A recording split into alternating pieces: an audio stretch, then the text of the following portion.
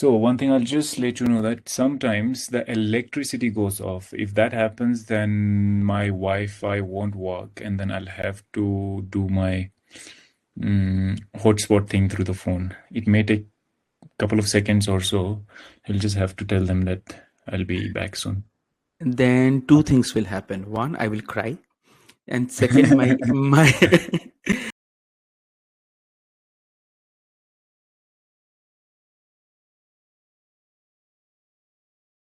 Hi, this is Anirban Saha, and you're listening to one new episode of the GWF podcasts.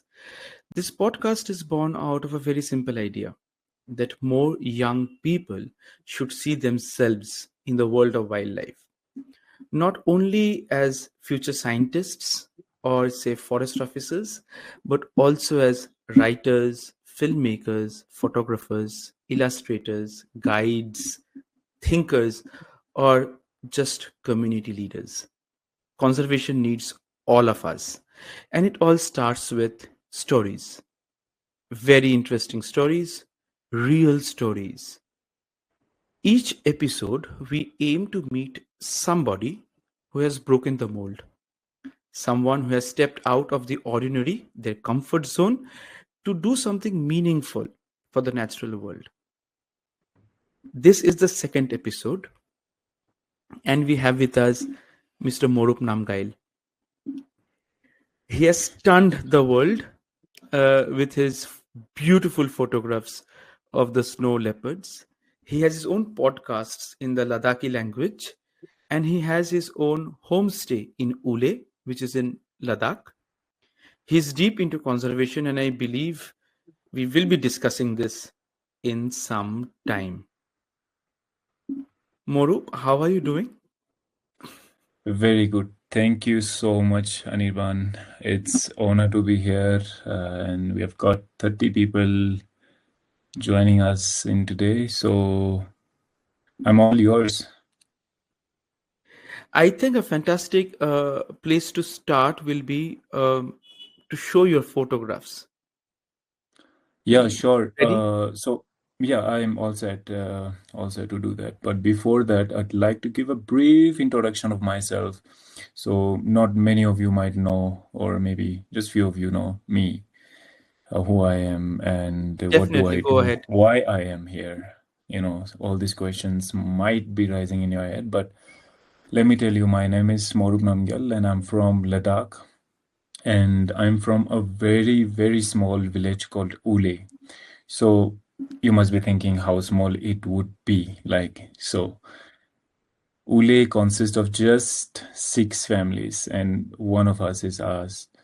And so I am now close to 30, but I have been doing here different things here and there, mostly into photography and wildlife and tourism sector, as Anirban was mentioning.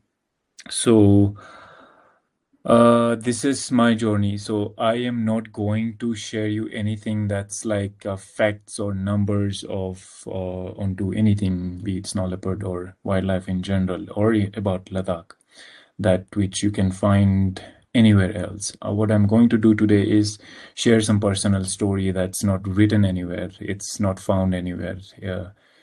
You cannot Google those things. So I thought that's more of a quality thing that I have to share, rather than sharing some facts and numbers and techniques on of photography. So I'll share some very personal stories. It's been very much like a roller coaster journey for me till now, and also it's been very emotionally beautiful. I mean, I have had some great challenges in my life on my own level, but I've also uh, been into some of the beautiful moments of my life already, and I am very excited to share those things. So what I'm going to do is I'm going to screen share my screen share the thing on my desktop, and you should be able to see the photos like that. And there you go. Okay, are you able to see this? Yes. Anyone? I need a note from you, Yes. right? So what I'm going to do is I haven't done any presentation or anything. I do not believe in those. Believe in the sense like there's more better things or more interesting things than making a formal presentation that you have been seeing from many of your teachers, lecturers, mentors of all kinds. So here is a photo. I hope you're able to see it. Anirban, I need a note from you. Yes. I wish the background was not blue, but okay. We can just proceed with this. What is blue? I can't. The background, the frame of this software. Let's Oh, proceed with whatever. this. Okay. I can't see anything blue in there. It's all full screen. I don't know how to Okay, fix okay. that. Yeah. That's perfectly all right. Let's continue with this. This is okay. Yes. Yeah, so I've picked some of my favorite photos and some of the photos that I have taken over the years. So it's a bit of a collection, but yeah, it holds some stories and some experiences that I'd like to share with you. So this species you see on the rock is called Tibetan sand fox. There is a pair of them. And this was very special because it was my first sighting of this very rare species. So just to let you know that Tibetan sand fox is one of the rare foxes that we have in Ladakh and entire India, of course. So this fox species is found in only a few places in Ladakh, and so this was shot in place called Hanle, if any one of you is familiar with it. It's in eastern part of Ladakh. So generally, you do not get to see many of them, and they're mostly solitary, so you do not get to see in pairs. So this was early morning when I just drove out of my where I was camped, and I had a friend, local friend from Anle, who was accompanying me on this few days. So we are just driving through. We were just starting off the drive, and then right after the sunrise, so that golden glow is there. You can see, and I wasn't sure of it whether this is that saint fox or a common red fox. Common red fox is very commonly found all over Ladakh and in many parts of India. So I thought like it's a common fox. I could see it naked eye. It's not too far from the road. I was in the car only, so I was like just making out, you know. I told my friend, "Ki, let's wait for a bit. Let's see what's there. Maybe it looks like a fox, but the light is brilliant. So we take a couple of shots anyway. When I took my camera out, I just randomly took one shot just to check out the species first, and then I would have gotten down and fixed my camera properly and take some decent shots. But these creatures are like superly sensitive and they're very, very shy. And I cannot expect them to be this shy, but then they were like superly shy. And the moment I clicked these test shots, these are test shots, just to let you know, this is test shots. So the moment I took the test shots, it heard the click sound. It's such a small, it's not too loud to disturb any animal around, but it's such a like a small shutter sound that triggered this too, and then they started running like a bullet. So within like span of a couple of seconds, it was already a couple of miles away. So this is a kind of animals that I get to see, and this is one of the rare moments that I think I have captured. And yeah, so we'll move to the next one, and this is called Tibetan gazelle. So Anirban, I would like to know, shall we go in one go, or what do you want me to do with all the photos? I have some around 18, 20 photos. Yeah, the first things first, maybe the camera should point at your face. Oh, you're Okay. Now, still able to see me? I thought yes, I'm not. yes. Yeah. Okay. These are beautiful photographs. Maybe for each photograph, you take some time to explain, uh, Yeah, that's what I thought. and Yeah. then anyway, I will ask you questions. You know that. Yeah. So we'll pause in between, and I'll Definitely. maybe if there's any other questions coming from audience, you can let me know because I Yes. cannot see anything than the photo that Yes. I've full Yeah. framed it. Okay, So this we is have another. around Yeah. so we have around 4 minutes for this section. So Oh, just 4 minutes. So I have to yeah, shorten my. I'm yeah. talking too much. That's the problem. So okay, briefly, I'll try to make it as short as I can. So this is called Tibetan gazelle, and they're again superly active and shy animal that is found in eastern part of Ladakh. Yeah, there are very few of them that you get to see, and this particular photo is a male gazelle in the plains of eastern Ladakh. It's close to Hanle, but you do see them around in Hanle and other few eastern part of Ladakh. And this is same Tibetan gazelle, but this was in winter, so you can see the foreground and background in white. And I love this because it was quite close, not too far from the road, and yeah, there's such a uh, like mesmerizing creature. So this is a snow leopard photo. I'm pretty sure everyone will be able to identify it. So this is a snow leopard close to Uley. She's a mother, and she had made a kill down there in the valley where she's looking at. And yeah, this was in springtime, April, a few years ago. Okay, this is one of the interesting creature that we have, new creature we can say.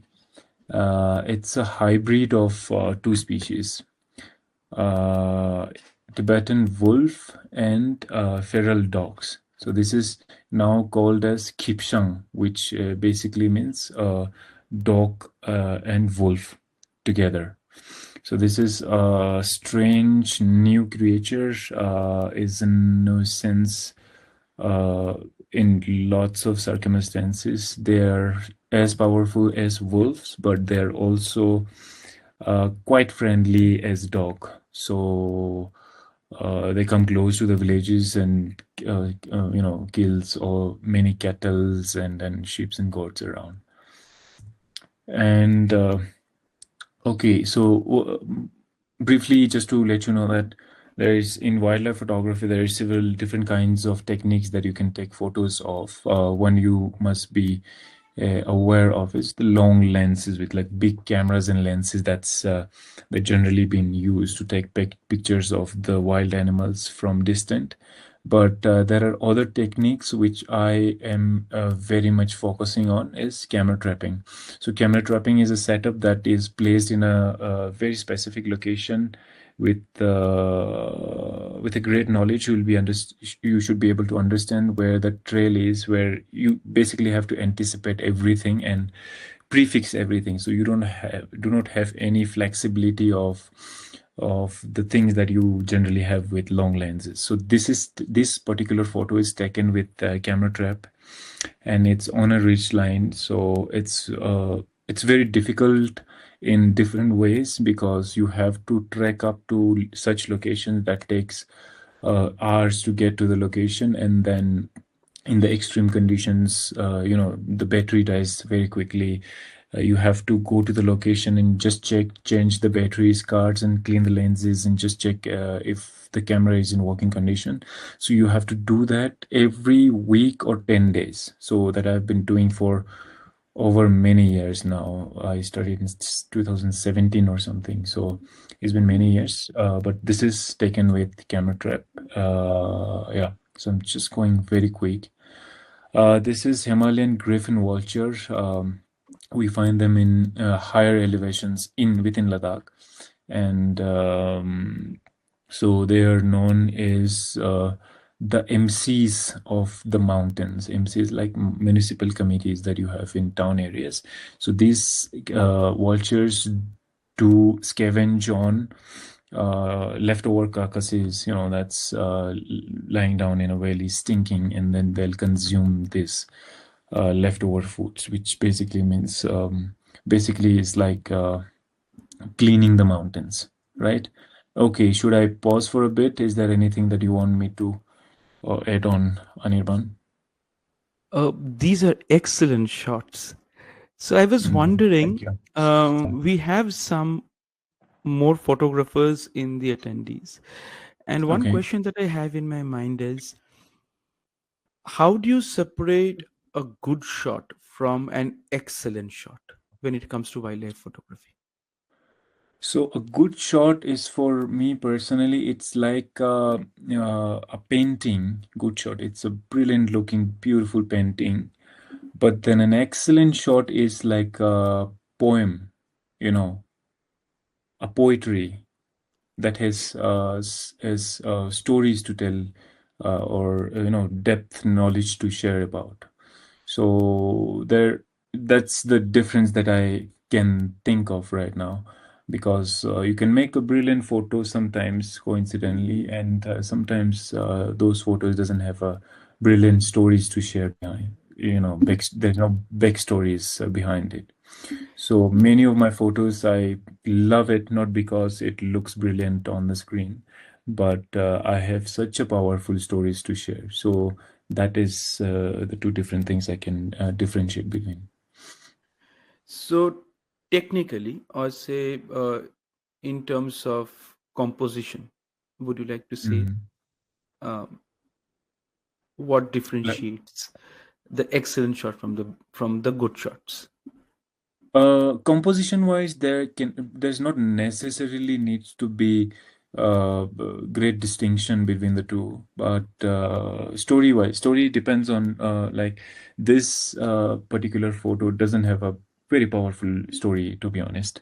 But let me go back to this one. It's a very same species, but then this griffin vulture was feeding on a carcass.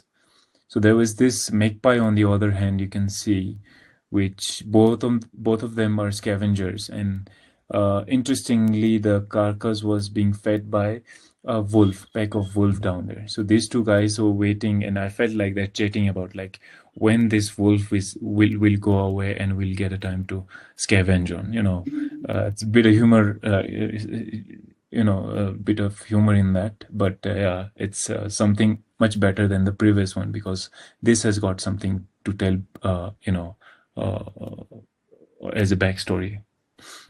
I think we have a question which I believe I can include now.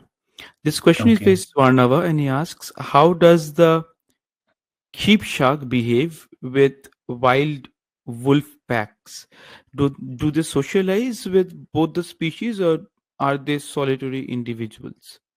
They do socialize with wolves. I believe that they only do socialize with their partners, like or the parents, not with any other new wolves. So I think they only are seen in packs of a couple of wolves, and sometimes a couple of dogs as well. It's a whole gang of weird, different species, and there will be this Kipshang, which bridges both of them. So it's more like, probably I assume that the dog is the mother and the wolf is the father, and then there you go, the middle one, the baby is the Kipshang. So yeah, as per my observation, that's like that. But generally, you do get they're found in packs. Mostly with both of them, or if sometimes with just a couple of dogs or a wolf.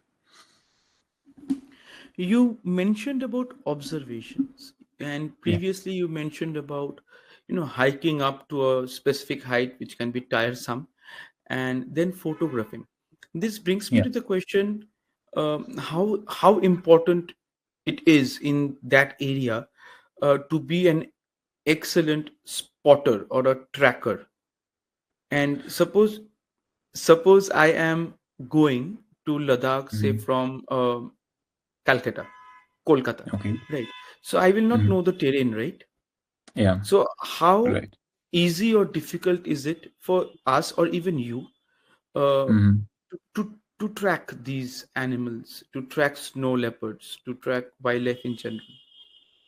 Mm, well, so when you talk about photography, wildlife photography, it's not mostly about cameras and how to take photos. 70% of work is done before the camera is even touched.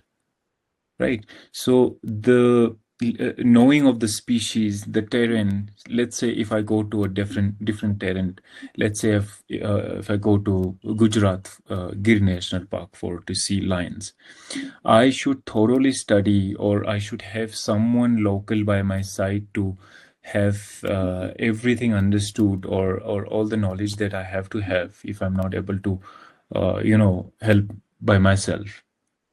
So those are Okay. the things that you have to do. So as a local here in Ladakh, I am luckily able to spot species by myself and track the terrain by myself, and I know how I can go about it, and I know how to get back on time before getting dark.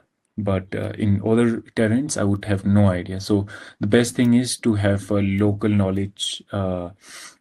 And good tracking skills and good anticipation of where the species could be found and what time and conditions. Um, for how long are you doing this? Okay, so I got back to Ladakh after my studies in 2017. So in the initial part of That is 8 2017, years. And as a eight child also, years. did you, as a child also, did you spot animals and, with your father maybe go around and see? Um, Not very specific, like, I mean, not very intentionally, but we would definitely get to see wolves and ibexes and snow leopards coincidentally because we live in the same mountain. So definitely they're like neighbors only. But then the perspective was definitely very different back then as a child, and what I now have for what I know now, understand them as is like an entirely different uh, chapter of a book. Talking about your father, in one of the publications in news reports, you mentioned that his insights on blending into the mountainous surroundings and maintaining silence while spotting wildlife were Yeah. invaluable. These seemingly small details collectively shaped my approach towards wildlife photography. Would you like to talk a little about your father and how he contributed to your shaping up? Okay, so before talking about my father, I'd like to give a brief introduction of himself. So he is in the initial stages of his life was a full-time shepherd and a farmer. So about conservation or wildlife, he had no idea, no clue of anything. So basically, there was a great transformation that had happened in between, and which took years to have it on this side, from hate to love towards the wild animal, especially the predators like wolves and snow leopards. So, but then the eyes of spotters have always been there, because back then he had to look for snow leopards and wolves just to protect his cattle's down in the villages. Okay. But now he uses the same technique, same expertise in finding the species and showing it to people. So it has changed a bit, but then the core concept have uh, always been there. And definitely his guidances or knowledges have helped me uh, shape my career overall. But as you mentioned, the details of how to be very silent and patience is the key. Personally, I keep repeating this because in the mountains, or when you're up in the valleys, you do not see the animals easily. Sometimes you go for hours trekking, keep looking through the binoculars and spotting scopes, and you do not find one. So if you do not have patience, you're gone. And sometimes it can go on for days. And that I've learned from him. Like, there's no expectations when you go out. You go, if you find something, you find it. And then once you find it, if you're able to take some good photos, you take it. Otherwise, no expectations. So you just go with your capacity of patience, and then just yeah, you just have to go through those process, and you cannot expect everything every day, uh, good shots or good sightings. When I go birding in north of Bengal or northeast or some other places like, say, Himachal Pradesh, right? Mhm. I have come across people who become very impatient, who Yeah, do things which I believe we all believe is not the best way to go forward. Would you take this opportunity and talk a bit about ethics, the role of ethics in spotting and tracking and then photographing wildlife yeah. in your area? Uh, Definitely. But then before, I mean, ethics is there. It's very important. Not just uh, in photography, but in general, when you go about seeing any wildlife, you do not have you should have the greatest level of respect for the land, for the mountains, for the animals which lives there. So without respect for the places and the species, you're not going to own anything uh, grand. Even if you do, maybe once or twice, then it's not going to repeat. So ethics is, I think it's very important. And then for me personally, I do not get to enjoy if I do something without ethics. Let's say if I need a photo of a certain species and I found them from a distance, and if I just go too close to them and then make them run away for the sake of photo, I will not enjoy that photo at all, even if I get it. So there should be no disturbance to the animal. No disturbance also comes in different ways. Your how you are reacting to the animal, how silent you are, what kind of clothes you're wearing.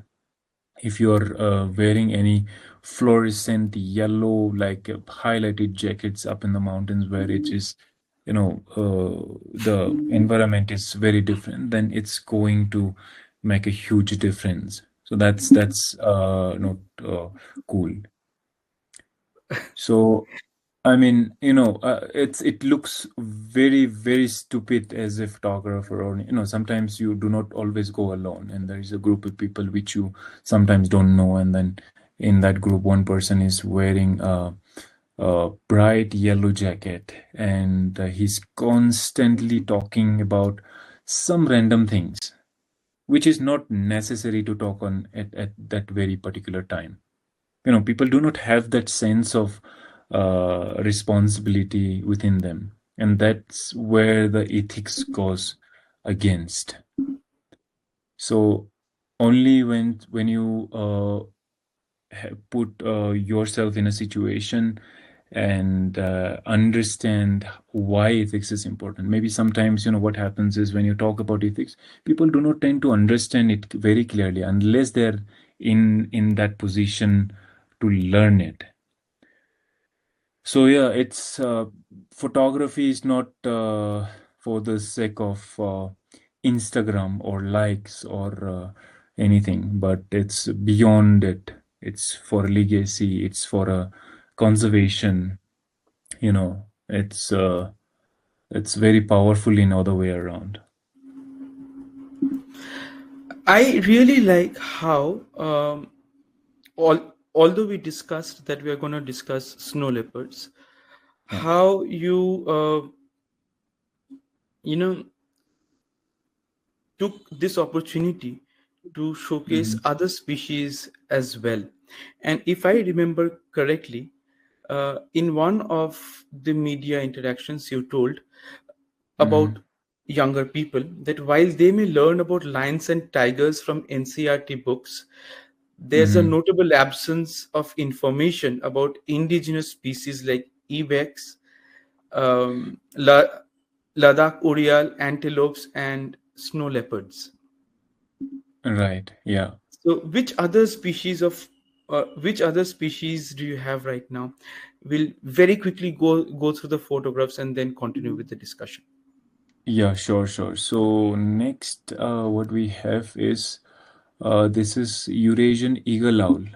So it's again found rarely and only mostly during early morning or late evening because they're mostly nocturnal. And you can already see the color exactly as the rock behind it. So it's extremely very difficult to spot them. And this particular photo was taken again in eastern Ladakh, but you do find them in all over the Ladakh. It's a Eurasian eagle owl. And yeah, this is snow leopard. Now, this is Wow. taken with the long lens. And so you may be able to differentiate camera tray photo and long lens photo at some point when you see another photo of a snow leopard. Yeah, so there you go. So this is the other fox, which is more common. The This very fox is first really fox. cute. Yeah, foxes are always cute. So this is the common red fox that you find all over Ladakh, and yeah, they're the cutest, fluffiest creature that we have, and they do scavenge, but also preys onto small rodents. Yeah. So this is Wow. wolf, Tibetan wolf. It's in summer, so the coat is thinner as compared to what they usually is seen with, like thicker, more fluffy. You may get to see. This is a healthy one, so yeah, it looks decent. Otherwise, summer Very wolf are skinny. like skinny, and it looks like a whole different creature, to be honest, and it looks funny in a way. And Wow. this is the Tibetan wild ass. So it's again only found in eastern part of Ladakh, but in eastern part of Ladakh they are found in abundance. So you get to see them like every next And this is such a minute. stunning shot. You have the background. Um, it's so stunning. The subject is completely cut out from the background. Uh, Yeah, Excellent shot. yeah. So just to add on to that excellent shot, this is taken in winter. So eastern Ladakh in winter is unbearable, even for me. To be honest, I'm not even kidding. So there will be in winter it'll the temperature will go down to minus 45 in midwinter. This is during the daytime, so it's something around minus I 20 I by the day. am not sure if my headphone is working correctly. Did you say -45? Yeah, yeah, yeah. Minus 45 in How like many the layers of lowest clothes do you wear to temperatures. survive that?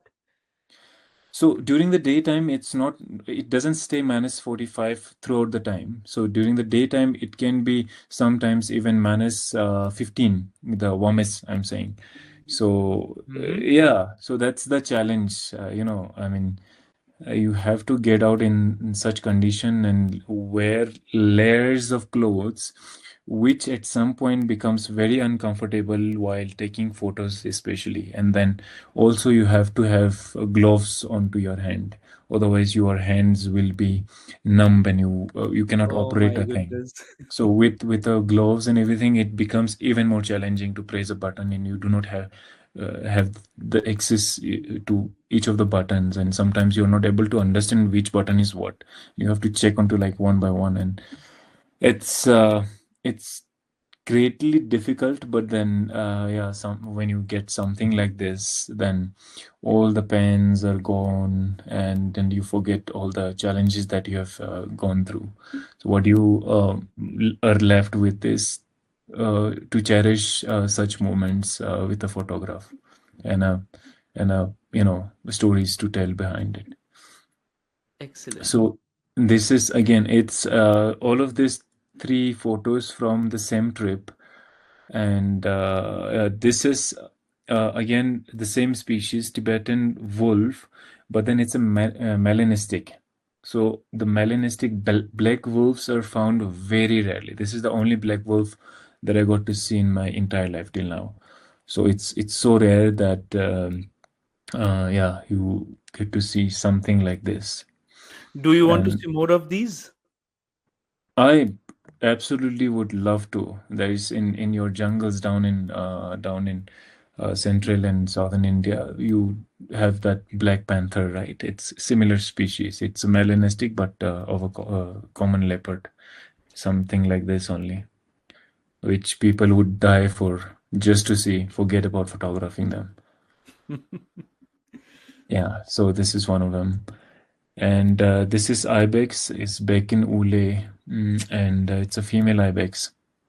Uh, so sometimes, generally, when I go to check my camera traps on the ridge line on the top part of the mountain, sometimes when I feel like I do carry my cameras, and when you see something on top of the mountain, and it's entirely a different experience. It's not like the ones you see from the valley, and then the animal is sitting somewhere high up on the mountain. This is you get to see on the eye level, which any photographer would dream of. So this is one of those moments. And this is Ladakh Urial. So Urials are very special and rare because they are uh, they're endemic to Ladakh. So basically, you do not find them anywhere else than in Ladakh. But the subspecies of Urial is found in part of Pakistan and Afghanistan, which is slightly different, but then it's the same species. But this is Ladakh Urial. It's a male and alpha male. So alpha male is like the largest big males. The beard you see down there, the black patch of beard is only you get to see on alpha male. Yeah, this is one of my favorite shot of this species. Okay, Anirban, you have to tell me where when to stop, pause, or I mean, take a breath in between. these photographs are so stunning that we can do this all day. But we are really short of time now, and I I think I have know. to That's rush with the questions. Would you like to show us a few photographs of, say, snow leopard, the one that you sent me with white background and the it's snow leopard just it's laying on there? the way. It's on the way. Don't Okay. let's not jump onto the snow leopards first. Okay. Okay. It's on the way. Okay, quickly, briefly telling you this is one of the rarest species that we have in Ladakh again. Is Tibetan argali. This is the only time and the only photos that I have of this moment. And they are known as the largest sheep in the world, sheep species of ungulates in the world. So these are like found in very few places in Ladakh, and for this very particular sighting, we have walked like half a day because we spotted the animal like several kilometers away through a scope, and then we decided to go slightly further in to get some shots, and this was it at the end after lunch or something. Morup, I was And curious. yeah. Do you talk about these species and conservation um, in your podcast, which you do in the Ladakhi language? Yeah. So it depends on which episode we are in, and it also depends on our guest. If someone who is specialized in ungulates or mammals, then definitely we talk about all of these species and why they're important and why they're rare. Yeah, all of this we do cover them up. So when local people talk to you via your Mhm. podcasts or as a feedback, do they also ask you to talk about, say, snow leopards, or do they ask you to talk about all other species? So how Uh, is the response like? well, so definitely snow leopard, because it's an apex predator. Many focuses, and then also again the species itself is so elusive, and then not many people have seen. Definitely, snow leopard is like the center of attraction. But then, when we start a conversation, it doesn't end on snow leopard and start on snow leopard. Definitely all the other species around it covers, and then some rare species like argalis and sand foxes and Pallas's cat is also covered because it comes in the conversation. It's there. It's part of the ecology, and when we try to understand the whole system, then definitely it comes in.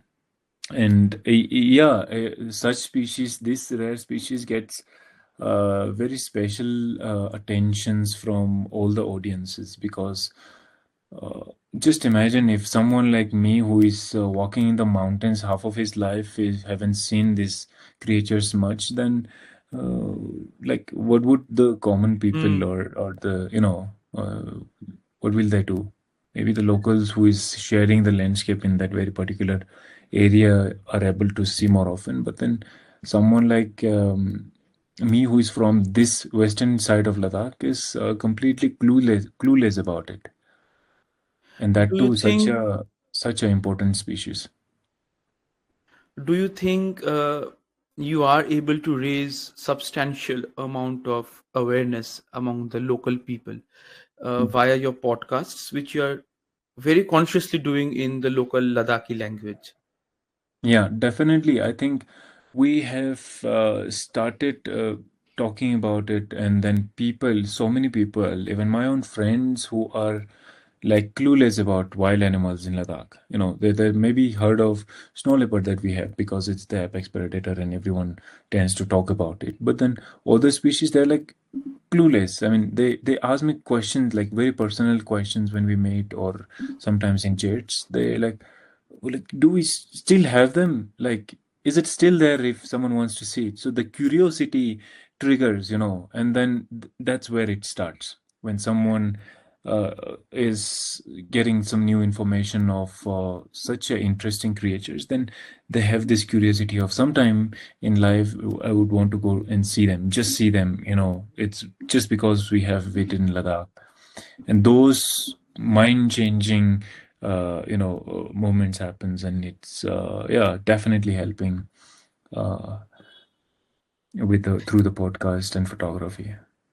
Since you mentioned about curiosity, I'm sure a Hmm. lot of people are curious about snow leopards. Yeah, Till a few years ago, there weren't many photographs of snow leopards, at least available on the internet. But now yeah. a lot of people are going. So, what exactly changed? Do you have more guides who are guiding people to these locations, or do you think there are more snow leopards now, or people are able to track them better? What's going right, if this is the right direction? I just feel uh this question is wrong, but okay. there's multiple reasons, as of my understanding, because earlier people are focused in different things. They're focused in just creating their livelihood. It was very complicated back then, because there's very least amount of resources that we had, and there was no education possibilities. So what people would just focus on is like farming, and just live a sustainable life. But what happens now is so many different mediums have started, like just something like photography or any visual content sharing, and things like internet is helping a lot, and education is also doing on the other hand. So overall, and tourism, definitely a great help through the tourism sector, because lots of people are getting involved into wildlife tourism, and then definitely when it starts, then each steps comes closer, and hmm, yeah, yeah, so every people is getting trained to see snow leopards. Like my father, if he was just a shepherd even now, then he wouldn't be able to show it to any people. But now he's a great spotter, and he have now trained many other spotters under him, and that's multiplying the whole experience of seeing wild animals. So just like that. And then also photography comes in when someone like me and lots of my co-photographers are documenting the species, and that's how slowly it's multiplying to have more information visually and on text as well. So yeah, there's so many different reasons, different angles onto uh, getting more informations and photographies onto any of these species, not just snow leopards. Morup, I know that you have reached out to a lot of schools and school students. You have regular interactions where you talk about species and wildlife with them. Mm. Arun Jap asks, uh, do you conduct photography workshop in Ladakh as well? Well, I haven't really been very particularly about able to do it so far, but I do have some intentions, and I think there's a great potential that I can do, and it'll help in different sectors, conservation, of course, but just generally creating awareness among younger generations of our own. So yeah, honestly haven't done anything yet, but personally or professionally, like I've led tours of photographers, which I don't think it'll come in this category, but yeah, I've helped many people from around the world to understand the landscape and the species. Even though they're photographers, sometimes it is a challenging for someone who is coming from outside and in such terrain. So in that cases, I've helped and directed many people, but not very particularly in schools or colleges about photography workshops. Okay. Yeah. Let's continue with these photographs. Okay. So there you go. This is black-necked crane, and it's a migratory bird, so you only get to see them in summer. Again, they're found mostly in eastern part of Ladakh. Only a few places in eastern part of Ladakh. They're found in plain areas and marshy areas. They come here to breed and raise their chicks, and yeah, live migrate back in autumn, September around. And this is one of the most common bird species that we have in Ladakh. It's called chukar patech. It's one of the most common. You get to see them in almost every village and everywhere you go, no matter in the mountains or in the plain areas. Yeah, it's Yep. such a cute one. And this is another rare and beautiful species. It's a Palacis cat. It's again found in. So see, I personally love to explore different parts of Ladakh, and I mainly go to eastern part of Ladakh because there's the diversity of species and the rarity of species you find is cannot be matched with any other region. So this is again in Hanle, eastern part of Ladakh, a mother and a kitten.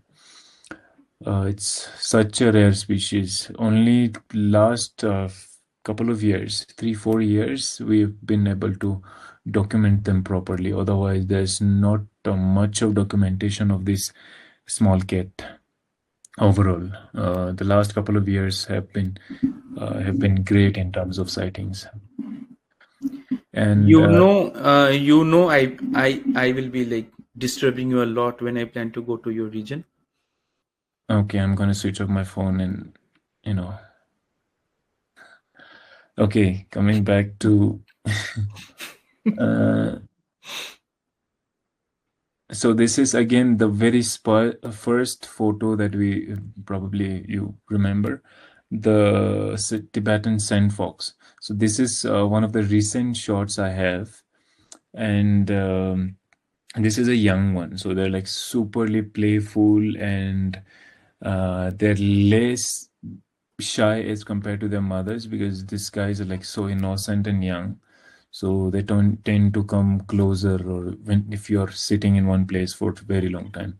So I was in at this moment I was sitting in a height. So height is like a small tent that you uh, tend to cover yourself and wait for hours. So one whole morning, like for 4 hours, I've waited in this height, and this young fellow came in around and gave me some good shots. And this is the common fox. Now you can see the difference.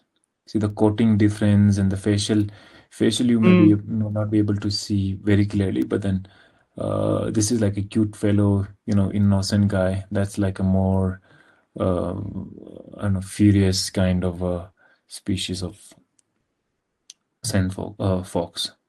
So this is young, again, similar age, similar month old sand fox and red fox. Okay, this is one of the key species that we have in Ladakh, and again, small cat, but very important and rare species that we have in Ladakh.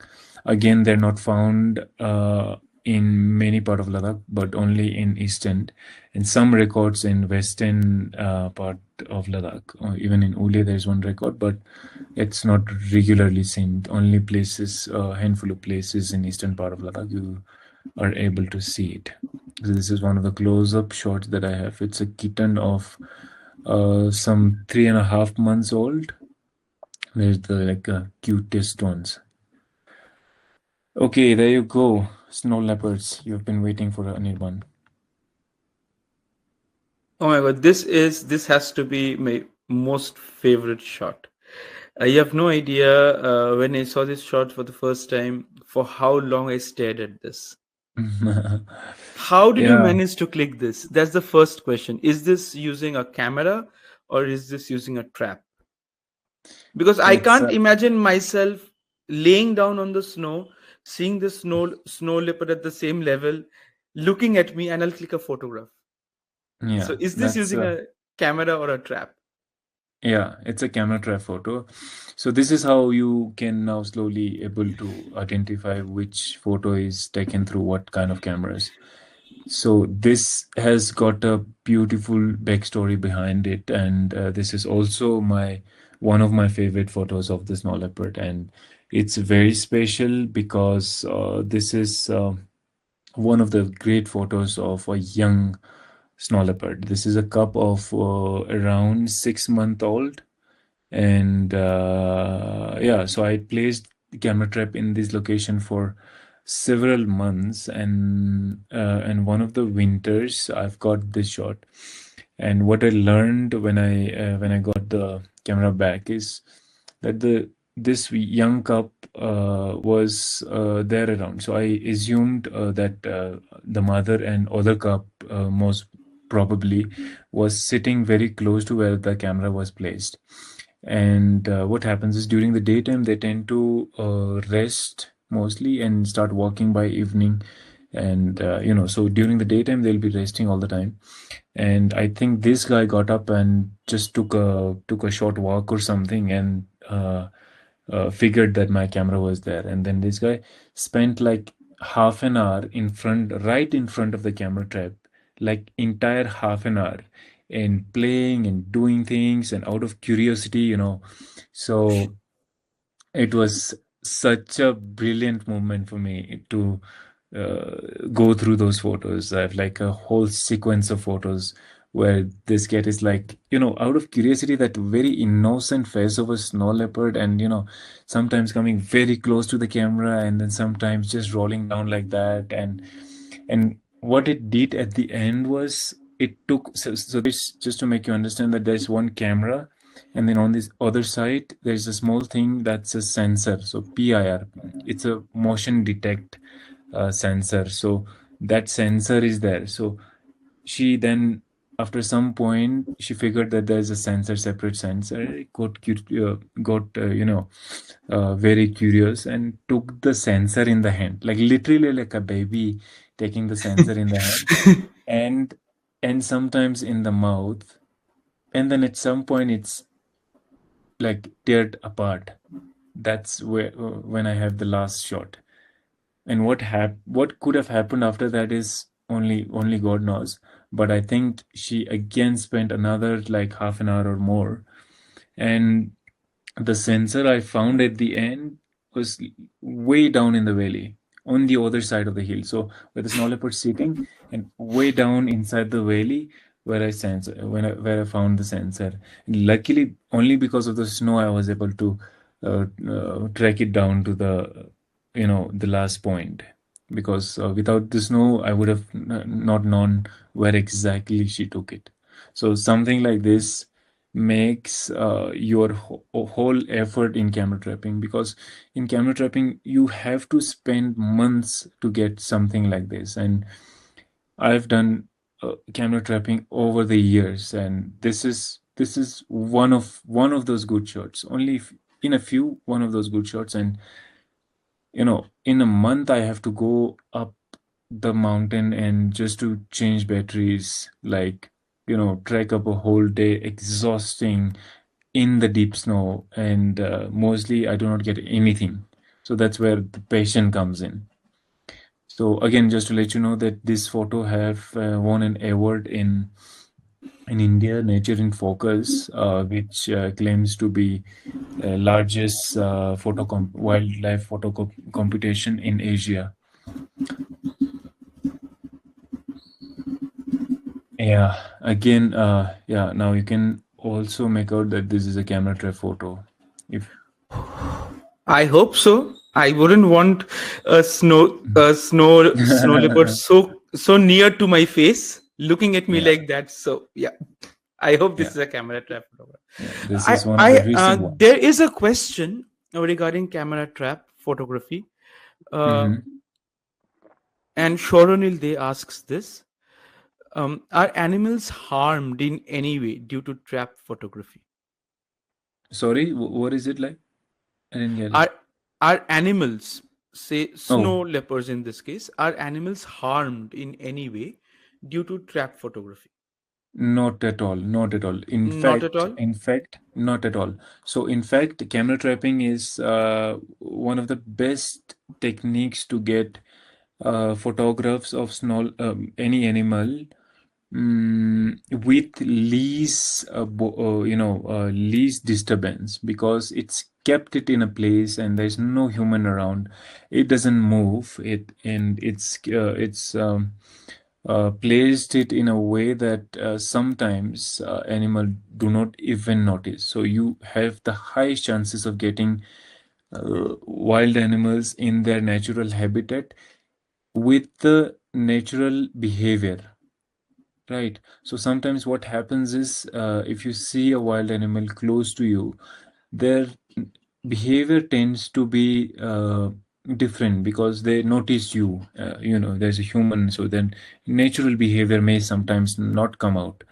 But yeah, I personally believe that this is one of the safest and most ethical way of taking photographs of animals. So, if a human was there, the baby snow leopard would not be playful for half an hour. No, not even for a minute. Just Oh, imagine, would it even stay in front of a human, like not even on a like a decently distant. It wouldn't stay there. so when we see all these cute photographs of, say, the snow leopard or Pallas cats, we kind of Hmm. forget that they are predators. So this question is from Jeevan Dhananjay, Okay. and the question is, what are the predatory behaviors of snow leopards showing while I think I'll just paraphrase the question. Um, Okay. The question is, when the snow leopards hunt, what Hmm. kind of predatory behavior do they show? He is from Sri Lanka and has some experience with Sri Lankan leopards, and they Hmm. are ambush hunters. Yeah. So I believe the question is around whether snow leopards are similar to Sri Lankan leopards and if they are ambush hunters. So what are the predatory behavior like? Yeah, yeah, they do ambush. So it's a common cat behavior that applies onto most of the cat species that we have. And yes, exactly, snow leopard does ambush, and then they're very opportunistic. And but the ratio of success that we have observed over the years, and also in a scientific data, it's very less. It's also like 20% success rate. So let's say if a snow leopard tries and attempts to kill something, any prey, uh, out of 100, only around 20 is successful. That will vary on different cat species in different terrains, but yes, snow leopard does ambush and stalk and hunt on. You mentioned that the camera traps are the most non-intrusive way of photographing these species, Yeah, right? So this yeah. question is from Swarnava, who mentions, when we talk about ethics, we usually get to see massive snow leopard photography crowds lined up Hmm. with all the big lenses. That's true. Does this somehow affect the snow leopard population, especially their behavior? I think you have answered this in some little way, Hmm. but would you like to say speak about whether it impacts their population? Behavior you have already mentioned. Yeah, population, it's definitely very difficult to say, and in fact, I would say it should not like affect on population straight away, but this is where ethics comes. We are also a tour operator and host that brings people from different places, and we know at some point, sometimes coincidentally, there's so many people in particular locations just to see snow leopards, and that happens in a few cases only. In cases where there's a snow leopard have killed something in a valley and where it stays for several days, and the news gets exposed in the area, and lots of people tends to come. But this is okay. It's complex to explain shortly, but I'll put it in a way that this is where responsibility comes in, especially not of the tourists and photographers, but of the companies and travel agencies that sets a line and sets a point and decide to keep a certain distance where we disturb the animal uh, in in the lowest effect. So that's what we generally try to do. But also, luckily, in some cases, it's also not possible that you disturb them effectively because the terrain itself is in such a way that you do not get to the location where the snow leopard is sitting. But yeah, that's how it is like. But surely that do not disturb or disturb the population straight away. That's a very, very rare case, in Uh, my understanding. we take one more question before we continue with the pictures. This question Okay. is by Bishal Chetri, who says, how do snow leopards coexist with other predators like Himalayan wolves in Ladakh?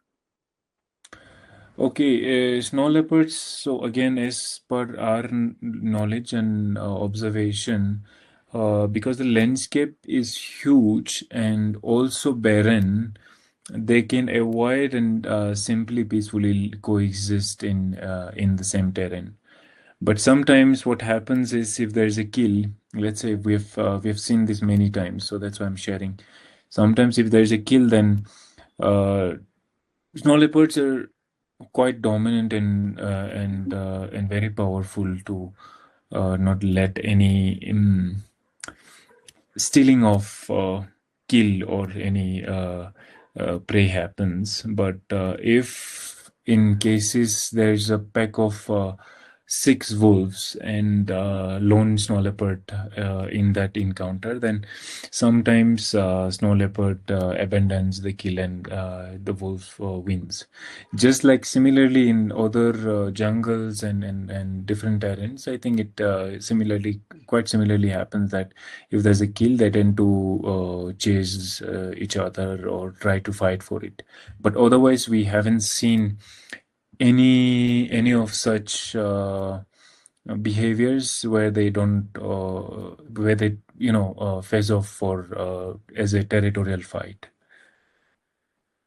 Int- Interesting. And also their prey base is different, and area of interest is different, so that also helps them staying in a peaceful coexistence.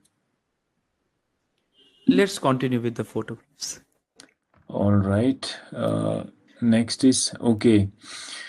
So again, These are more this snow leopards. It's a family. it is a family. So again, we will now. It's a perfect example of your very previous question, where and how I would differentiate a good photo and an excellent photo you've mentioned, right? So this is, I would put it in the most, even in the top section of, if there is, in the excellent category, right? So this is one of those photos which I have such a beautiful memory and a story to tell behind it. So it looks the photograph itself is one of my favorite. Again, it's one of those moments that I've lived, and this is very special because this is three snow leopards all together. First things, which could again be common in some cases, in some places. But on top of that, this is taken in such a condition, such a lighting condition that not every photographer can imagine, or how do I say? So this is basically taken almost in a dark. So naked eye, you are not able to see a thing.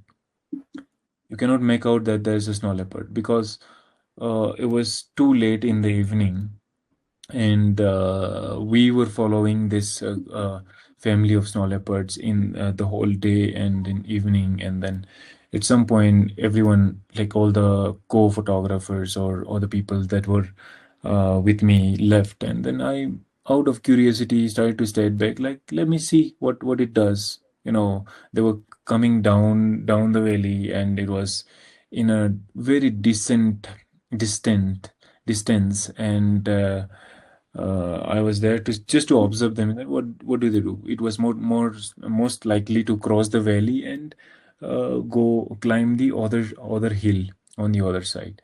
So at some point they climbed down and then stayed on this very rock, and it was practically very difficult to see through binocular because it was too dark. Uh, and I kind of like it triggered me that I can try to take some photos, or let's use the technology here. That's what I thought exactly. And I put my camera settings in such a way that in this case you have to understand how the camera system works briefly.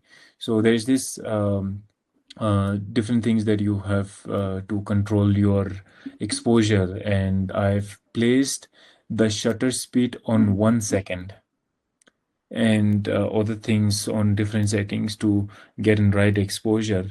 1 second is like, your exposure is open for one whole second. So what happens is, if the subject moves even like a milli thing, like even if it moves like a very little bit, it will become like a ghost. It'll be The like blur a, will come. yeah, it'll get like superly blur. And So what happens is I took the same shot over and over again in expectation of like at some point three of the They'll snow be leopards still. will be still for one whole second and I get my perfect shot. Oh And my God. I've taken like what 15 shots in that moment, and at the end I got one perfect shot which I have been anticipating for this whole time, and then this was that. So This it is is this this is such a stunning shot. Yeah, it looks like, I mean, definitely it is crisp and sharp because of this, because of what I've done. But otherwise, it was just basically impossible to take any kind of photos at that time. So that's why it makes it very special, and it'll be generally when I tell this story to photographer friends, they're like blown away by the concept that how I achieved it. We will So take a yeah, question here. yes, This please. question is by Chitra Mishra Sharma and is a pretty philosophical question. And the question is, Mhm. can a powerful imagery really shift policy? I'll add policymakers or public behavior when it comes to Mhm. protecting these elusive species. Uh, Photography and policy. So right away, changing of or any uh, effect into policy is difficult, but for me personally, more than a policy is how local. So someone like me who is from Uley and where snow leopards are found. Let's talk about the two species only, humans and snow leopards. Okay, so I'm from Uley and I am aware of that there is a great policy that is there, and you do have to conserve and do in different things as aspects of policy is there. But then being in such a remote village, how much will I be willing to apply the policies all the time if I'm not emotionally or personally feeling or willing to protect these animals? So understanding of the species and importance is way more important than having a good policy in any region. That's what I feel, and that's the reason, again, coming back and forth onto the podcast, that my friend and I decided it has to be in Ladakhi because this is for Ladakhi peoples and this is for our own villagers and communities, that they have to understand things very clearly to have a different mindset, and a positive mindset, rather than focusing on to number of audiences that we would generally people would want to grow. So that's a whole different thing. But yeah, again, adding little bit more onto a powerful photography or any kind of documentation is that it definitely triggers a lot of minds and brains by seeing a beautiful photo, out of sometimes simply people are like simply talking about conservation, supporting conservation because it's a beautiful creature, just out of love and compassion they wanted to conserve such species. So that's where I think it's going well in photography, uh, contributing into conservation. Great. We will talk more about conservation efforts. Let's very quickly finish the slideshow now. Okay, let's go back to Wow. this Okay. one. Okay, so this is I'd like to let's skip this one, and this story is slightly longer, so I'll just go on to this one. That's same concept, same photo, but different subject that I've tried on.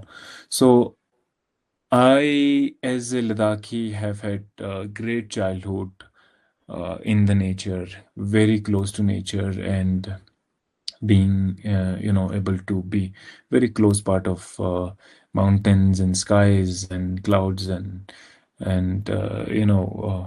everything.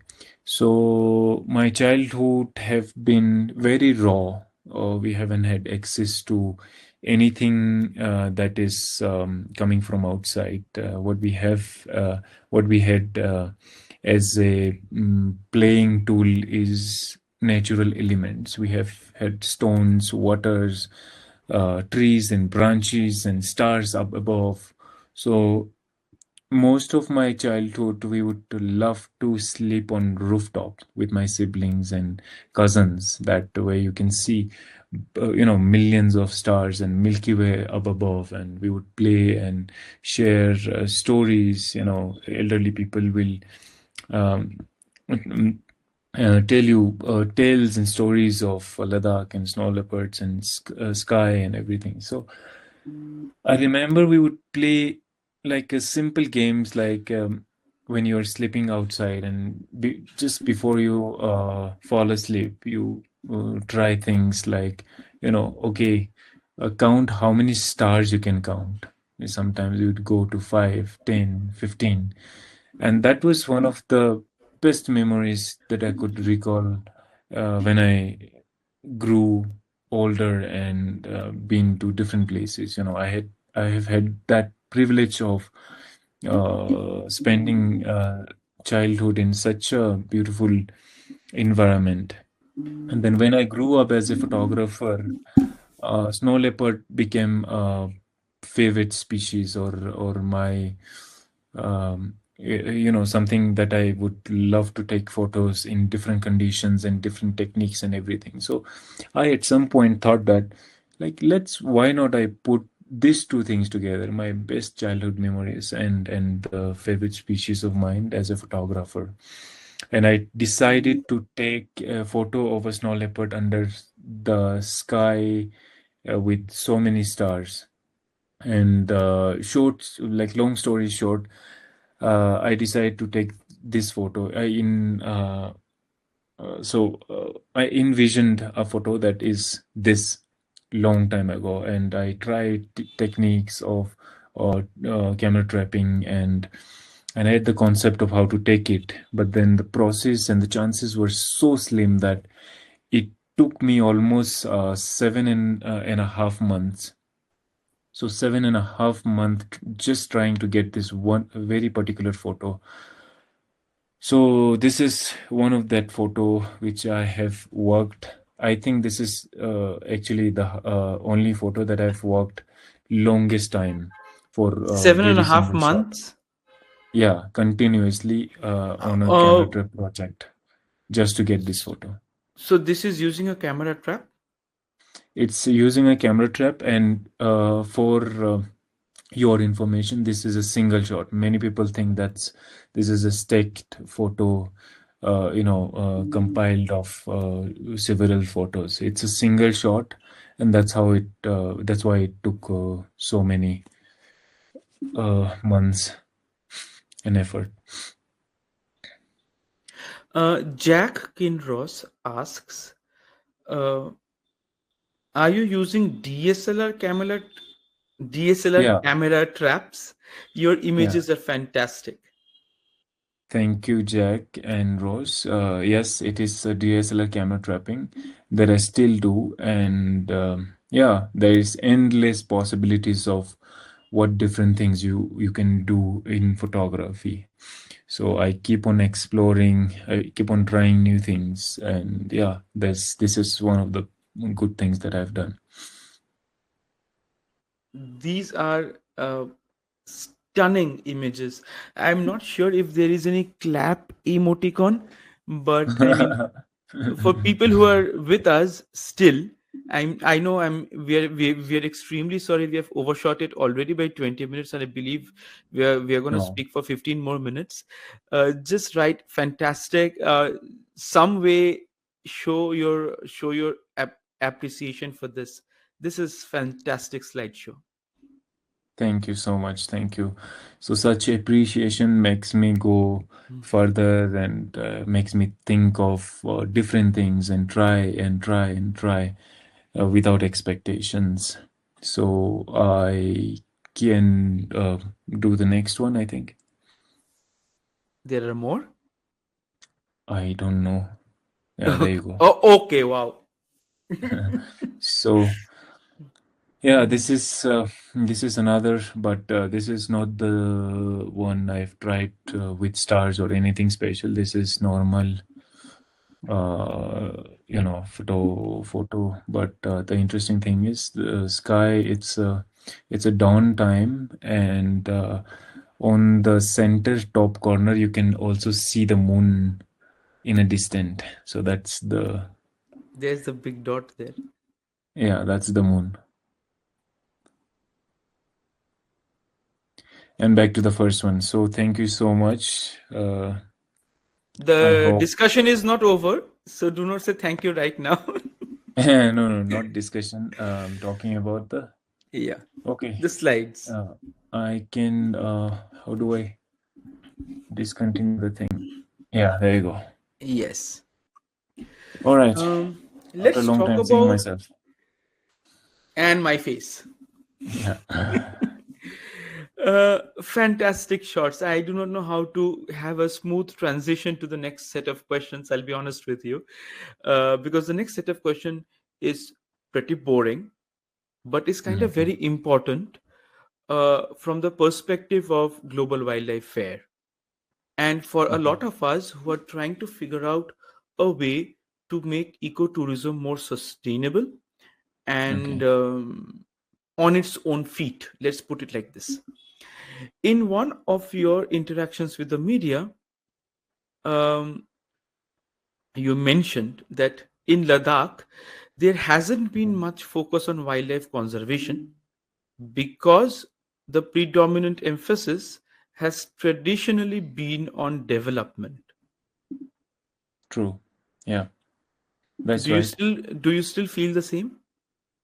I mean, uh, understandably, and for a good reason that Ladakh being in such a remote and unaccessible. How do I say that? I don't know if that's the right way to express it, but yeah, it's such a remote place that we were lacking into all the necessary things. I remember we didn't have road in our village, and in fact, most of the villages didn't have road access, and no electricity. Recently, only I even remember exact year of when we got road connection and electricity and internet connection. Internet connection this year only we're getting in our village. So just imagine Wow. the needed of the basic things that in today's world. So that we have got recently only, and roads. Without roads, how do you do, how can you even imagine your life without road to your village, and where you have to walk like a couple of hours just to get to your village from a town. So So how do those you were the think basic challenges. so how do you think development can go hand in hand with wildlife conservation? That's nowadays it is much easier because now we have great understanding of the wildlife, and then also development is necessary. So we can find a middle path to destroy the habitats of different species. Trying to manage a way that where we can um think about both the sides. What in many places happens is that, like, without even thinking for the second time, they do anything to get an development of any terms. So that we can think of, and I feel like we're in such a perfect position in terms of how much we understand nature and wildlife, and how much we also know that basic needs is very important in our lives. So that's pretty much sorted, because if we didn't have an idea, then we would do so many unnecessary things in the name of development. unnecessary things in the name of development. Do you think the Like, policymakers, the government could make things easier or say smoother for more ecotourism, for more wildlife conservation and development to go hand in hand? yes, that's only possible when someone, like, let's say I'm the village. Okay. If I have a perspective where I would want to go these two hand in hand, then I can propose it to the higher authority and say, like, let's, do it in such a way that we do not disturb or destroy things very drastically, but we just need a small basic connection, and that can make our lives easier. That's what we want. If I propose it that way, then definitely there is people on higher authority that they are always ready to listen to. So it has to be a bottom to top approach rather than top to bottom approach in development. I mean, that's fantastic. You also have your own homestay and you are also doing a lot of things. So, suppose over a period of time, Mm. more and more people go to Ladakh, Yeah, right? yeah. How do you plan to, you know, develop skills among the locals? Skills, say, again, spotting and tracking, because Mm. if people do not get to see over a sustained period of time, then they lose interest in that area, right? So Yeah. how do you plan to develop these skills, spotting, tracking? I have seen in my personal experience, many locals lack communication skills with people from other regions. So communication skills also become a very important aspect to it. um, Hospitality, I mean, people in Ladakh are anyway extremely hospitable. Mm. How do you plan, or what are your views on this skill building on a mass scale to promote ecotourism and sustainability for that matter? So, well, it has to be in hand again. So, when we talk about tourism, it has to be. Uh, so now I'll put it in a way that, so for ourselves, it's great. We have a great sense of responsibility, ownership, and we are so much willing to keep this. Section of tourism business for over a time, as long as we can, because we want it, we need it. And as a local, we have such a the responsibility itself. It's not because of the business, because it's just because we are from this landscape. We have that sense of ownership to this place. That's why I always uh, focus and tell wherever possible that local people needs to take it from now. There's definitely lots of outsider business people coming in and starting something. But then when it comes to conservation and sustainability, there would definitely be a great lack, just simply because they're lacking a sense of ownership and responsibility in guiding ethically. Interpretation is very, very important. So that's why we are so proud, and what we're doing is inspiring so many people around our village and in different part of Ladakh, that our approach is um, very pure, and we want it to be fueled by ourselves, generation to generation, so that there is no need of push of very particular concept as a conservation or sustainability. Because if the knowledge and responsibilities and understandings are passed from generation to generation in a local community. There is no need of a fuel of conservation from anything. It will go by its own. That's my personal perspective, like understanding and importance that I felt. So yeah, I mean, that's the basic understanding that I have, and it's going as a role model as of now, and yeah, definitely we're so happy and proud of it that everyone or the other in the village is placed in a position in tourism sector. Let's say one is becoming spotter, other is becoming a hotel manager, or the third one is becoming a driving a taxi who is generating income even in off seasons like winter, which is off season in Ladakh. So this way, people are taking responsibility by their own. There's no need of pushing them one by one, saying that, okay, come on, man, you have to do this because we have to take this ahead. Because they're already participating into it, they're taking the responsibility ahead by themselves. And how So this interesting it entire is. thing, so this Yeah. entire thing is spontaneous. People are joining in by themselves. This is awesome. Yeah. So what happens is, like, there's no intention of just working on a conservation project. The conservation is happening unintentionally, and it's happening in such a way that it's going to last forever. So that's the best part of it.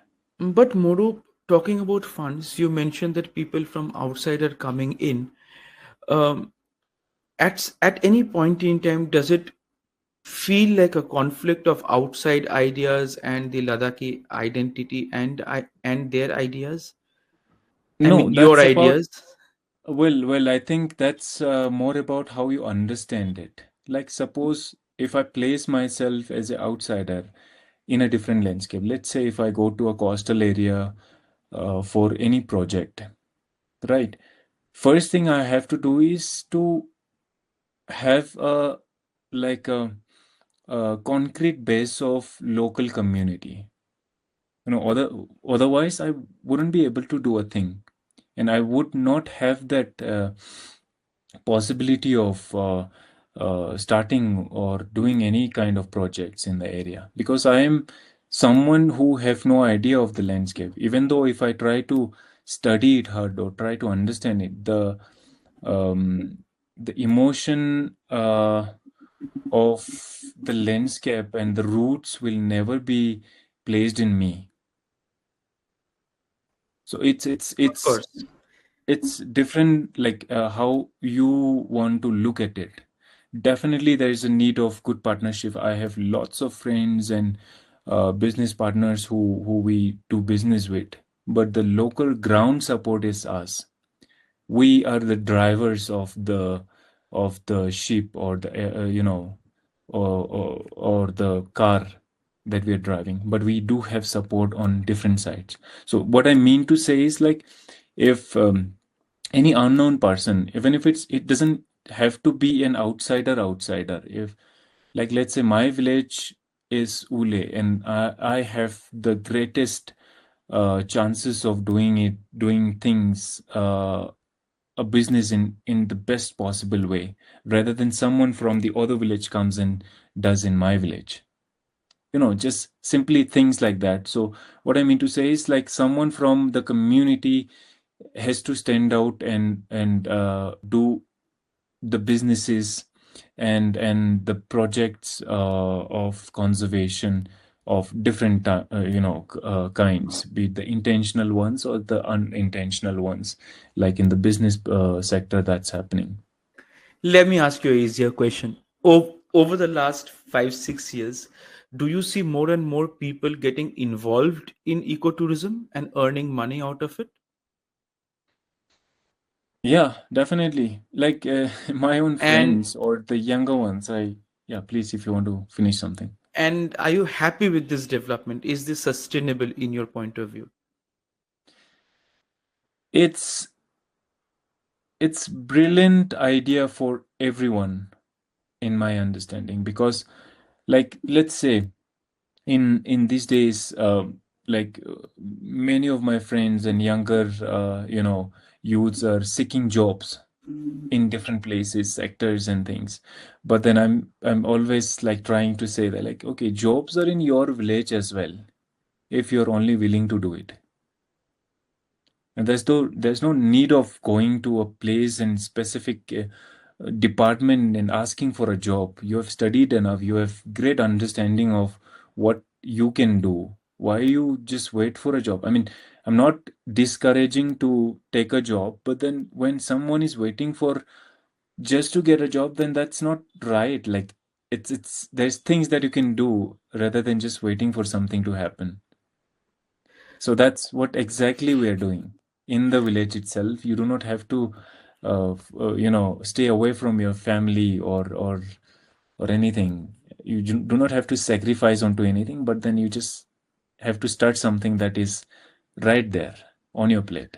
Starting also means there has to be an ecosystem supporting it, and one of the main things is branding. Like, now we have a lot of places known for its species, specific species. Like in Bengal, whenever somebody says rufous necked hornbill, the Mm. first name that comes is lat panchar, right? Yeah. So how do you think more and more people joining in, and your photography, or all the photographers coming together, will help you brand a location like Uley into getting Uh, more people come?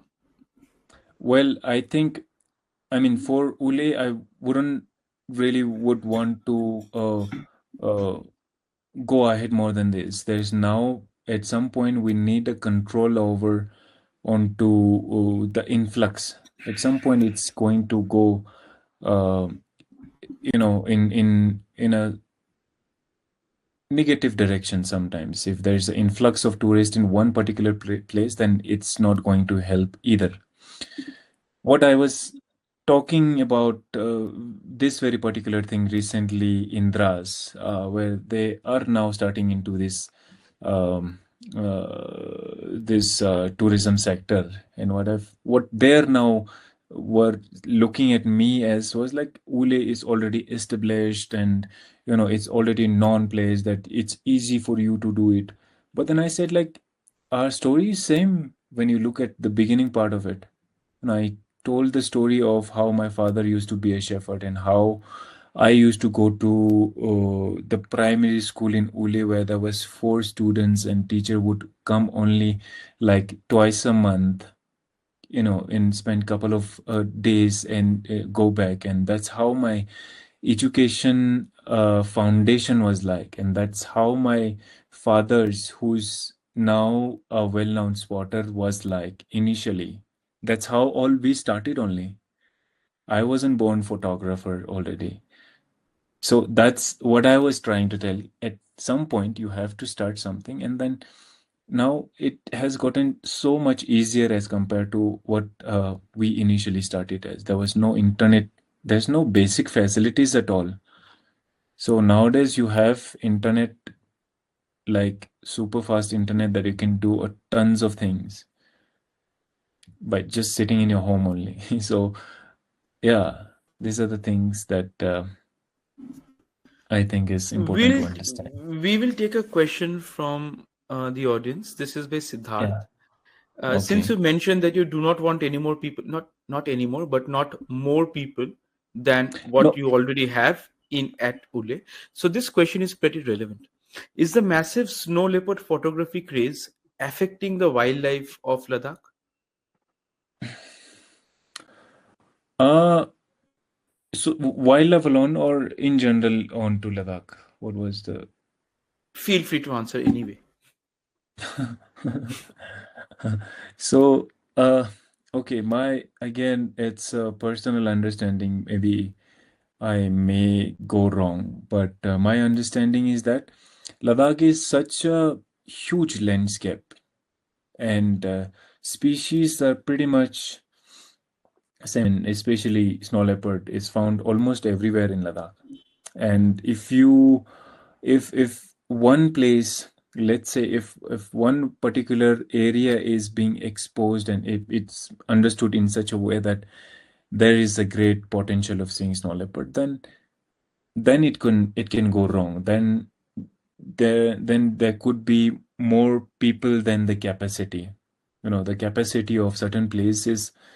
Uh, so let's if we keep Uley as an example, we have just 6 families, and the capacity could be what, 50 people, 60 people at a time altogether, not more than that.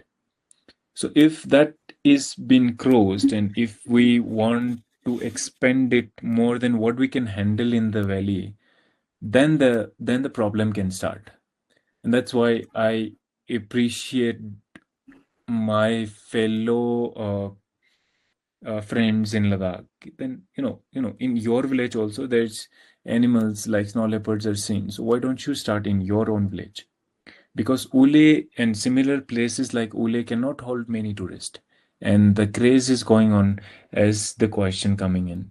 So craze is there. There's so many people wants to come and see snow leopard, but then there's the places has to now there has to be new Accommodate those. places accommodate people from Yeah. different places. So that has to start. Good. With this, we come to the end of this conversation. We'll have a very short rapid fire because my team really wants it. Okay. And then we go towards the end. Okay. Moru, all set? Yeah. What do you want me to do? Okay. You're scaring me off. What is the coldest temperature you have shot in? Uh, I mean, it varies, but mostly if I'm in Coldest. around in Uley, coldest, I definitely would say Hanle, eastern part of Ladakh, where I've been early morning when I started my car, it was minus 39, which was which was something I haven't seen. And my car was petrol car, which generally you do not face any problem in cold.